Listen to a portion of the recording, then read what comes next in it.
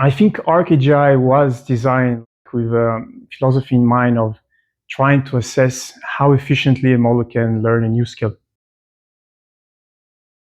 ARC-AGI. Puzzles that are easy for humans, brutal for AI. By 2025, the frontier models, the biggest, most expensive systems on Earth, scored a fraction of human performance, some barely above zero.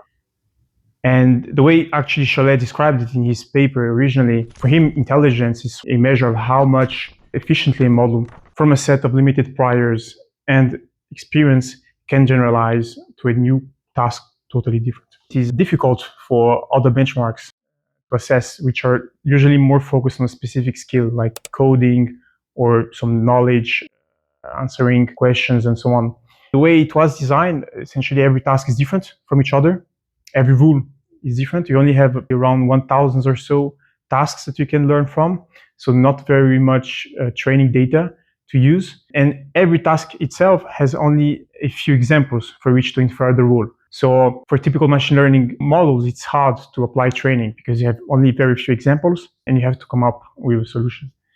Those abilities, like the capacity to learn quickly from the limited amount of examples and to generalize it to a completely different task, is what makes it difficult for machine learning. Giotto, a Swiss AI lab that's bet on small models since 2017. Everyone else scales up. They go small. And it works. Why did you bet on a smarter architecture rather than a larger monolith? So there are three reasons. First, just to note that there are two things in this question. We use a small model, so only 200 million, and we use this within a system rather than a monolith, one forward only a type of model. Why 200 million? So originally our company since we basically created the company back in 2017, we always focus on small models. We do believe that small language models still have a bright path ahead. Second, a bit more technically, we had very strong constraints on Kaggle. Like in terms of compute, you have only 12 hours to solve all the tasks. You can only use either 2 times T4 machines or 4 times L4 machines, so which is like a very small type of machines, which would not even have the necessary compute, neither memory to even store very large models. Then about the system, why we decided it's a system versus a monolith. In psychology and neurology, people often describe we have 3 thinking modes. System 0, which is this more instinctive, like really built from hard generations of in the DNA encoded. Then you have the system 1, which is fast thinking, more intuitive, a bit more kind of pattern, quick statistical interpolation. And then you have system 2, which is the slow thinking, where the deliberate thinking, where you consciously think about something and you try to reason about that and come up with an answer. In my opinion, a one forward pass only monolithic system is more like a system 1 type of model, which essentially come up quickly and almost intuitively. Whereas a system that can, for instance, interact with some data, propose a solution, refine it, maybe there is some memory and you can come up, take some things out of it, refine your answer and so on, it would be more like a system 2. And so in that perspective, we think that a system for a same model size would be able to solve more complex tasks. At a high level, can you walk through the whole pipeline for solving a single ARC task? I think we can start by saying that there are 2 independent phases. We have what we call the offline training, where we build the core model, and then the test time training phase, where we adapt this core model to the task specific. And so at a high level, we train this model with synthetic data and data we collected publicly. We take these trained weights and fine-tune them with a lightweight LoRA framework, basically slightly adjust the weights for that model, for that task. And then once we have that task, we generate candidates, we score them, and we give the final output. Which parts of the model are trained offline and which adapt online during test time? During the offline phase, we train all the weights of the model, absolutely everything. That's why we had to collect enough data, because there was still 200 million parameters, so we needed enough data because we wanted this model to encode prior knowledge of the tasks, like this notion of object, this notion of movements, and so on. So we really wanted to encode as much as possible. Test time training phase, on the other hand, we only fine-tune a very small subset of the weights. We just need a small adjustment for the task-specific skills.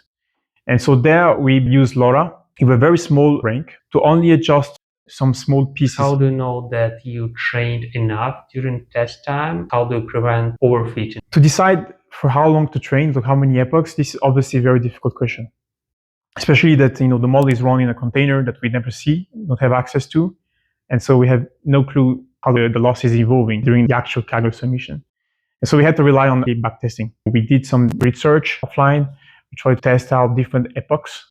Once we found the optimal, we just went with that parameter fixed. The second question for the overfitting, I think first ingredient is that we use small LoRA rank.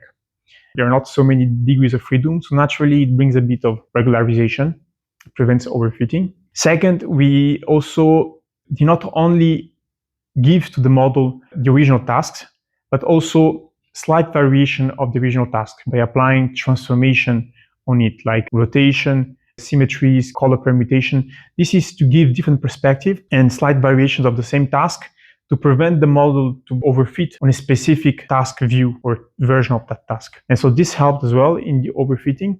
And then doing the test time training, we actually built a sort of pseudo test set by taking one of the demos that we had within that task and using it as test sets to teach or force the model to learn from that demos that are left how to predict unseen demo that we took out.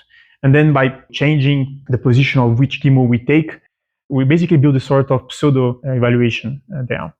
And yeah, I think those three ingredients were the major ones. We also had some smaller regularization tricks like weight decay, these type of things that probably helped as it reduces the norm of your parameters. You generated hundreds of thousands synthetic ARC-like tasks. Was it motivated mostly by the lack of training data or generalization? I would say both. The original thing that we wanted to do was the backbone models to have as much coded priors as possible. If you only rely on the public ARC task, you only have like 1,000 or so. So there are not so many. And so we had to come up with a way, allow the model to generalize across different type of rules and tasks to learn these core priors. That's why we had to increase the amount of training data. We had to come up with our own idea on how to generate more tasks. And this is why we came with this idea of using automata. Brief recap, so an automata is a grid of cells that has a state with a local rule. Those states change and so on. And what is the advantage with automata is that with very simple rules, you can build very complex structure. So from an input grid, you apply an automata, you can come up with something very, very different, very complex. What model architecture did you actually use? For the final solution, we ended up using Longty5 architecture, which is an encoder-decoder. It has a specific mechanism of attention using global and local attention, which is very convenient for ARC. The task can have many grids, it could be quite big, so your context could be quite big. And you still need to figure out which piece of information you need, and they can be very far in space. And so this global attention was very convenient for us. We decided to go for encoder-decoder because it has this additional encoder part, which somehow allows you to do a first encode of the logic inside the model, and then to let the decoder decide how to use that for the generation of the task. A core design choice was replacing standard tokenization with a custom 125 token vocabulary. How does it help the model learn the spatial reasoning? To input into the LLM, you have to find a way to map the colors to something. The most easy choice is to use red goes to 0, blue goes to 1, and so on. So basically your grid is represented by a sequence of numbers. And if we rely on a standard byte pair encoding tokenizer, we could end up with undesired behavior. Because the way this tokenizer works is that it maps together symbols that are the most frequent in the corpus in which the tokenizer was built. And so for instance, we could end up having a sequence of 1, 1 been mapped to a new token. And this is not what we wanted to do, because this is already putting some strong prior on how the model should see and view those grids. And we wanted to avoid that at all costs. And so we decided to build our own tokenizer where every color has its specific token so that the model is starting free of prior. And then during the training, we let it decide how to use those tokens. By reducing the vocabulary so much, we reduced the model size because embedding matrices, which are used in the input and the output for the logits, are reduced. We gain some speed there, which is obviously always welcome, especially in the Kaggle constraints. Now we move closer to the final selected output, and the model generates several candidate solutions. So can you tell us how these are filtered, selected, and chosen to be the final answer? Starting from the test input, we apply some transformations to this input, rotation, symmetry, and so on, to basically change the view for the model. We have 10 possible candidates, and we use 18 different inputs. So in total, that gives 180 candidates. Obviously, not all of them respect some basic constraints of the task. Like, for instance, if there is a new color that was not part of the original demo, it's not possible that this color appears in the test output.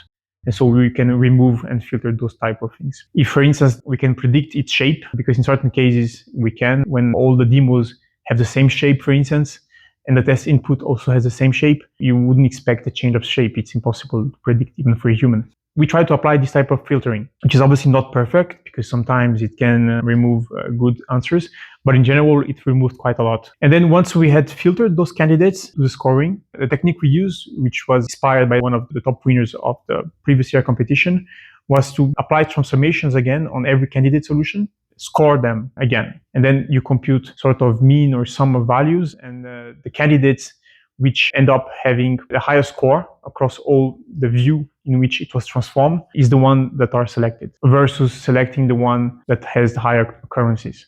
So I think this was the big takeaway for this scoring approach, that when you have multiple candidates, the candidates which appear the most is not necessarily the one which are the best. In this case, what worked the best was to select those for which the transformed view for the model was stable. You report evidence of Grokking. What empirical signs convinced you that the model had moved from memorization towards generalization? During the training phase, we observed in many rounds that we did that the loss was really going down quite quickly, and then at some point started stagnating a bit for quite some time. In the very first rounds, we decided to stop it. We thought, okay, that's the model started to overfit. We're just burning money in compute, so let's not do it. But then we said, let's try a bit more epochs, like 3 times or 4 times more. And surprisingly, what we observed, and this was very, I would say, present and easy to see, was that even though the loss was maybe not changing much, because it was anyway close to zero, we did observe an improvement in the model capacity once we were using it during the test time training. Scores was a bit better, the top candidates were better ranked, and so we did observe evidently that there was an improvement. ARC-AGI 3 introduces interactive reasoning. What does it change? Yeah. So that's quite a big difference, because ARC-AGI 1 and 2 is a static puzzle. There is one rule, but it does not change, and you have all the information from the beginning. So I think what is different from ARC-AGI 2 is that you have this interactive component, where your agent takes some action, receives some input, and you have to use that to maybe come up with a new action, and so on. This interaction loop, I think, could be framed very well in a reinforcement learning framework, where you have an agent that has some action and some possible states that land on. And then you have this feedback from the environment that you can use to decide which action to take, maybe, having some value function to determine the optimal action to take based on the best state that you could land on. What's next for the lab? Yeah, it's a great question. So first, we're shifting from pure research lab towards a company that builds a product and tries to survive and make money from the product. So it's a big shift from all we have learned over the last 10 years, and in particular, all the research developed in ARC in the last 2 years. We actually have plenty of things that we want to make public to the world. And in particular, now the company is very much focused on trying to bring those small models, which we believe on a lot, to companies because they're portable, they're efficient, they can be run in most premises in any company. So I think there is a bright path there, and that's what we're doing right now.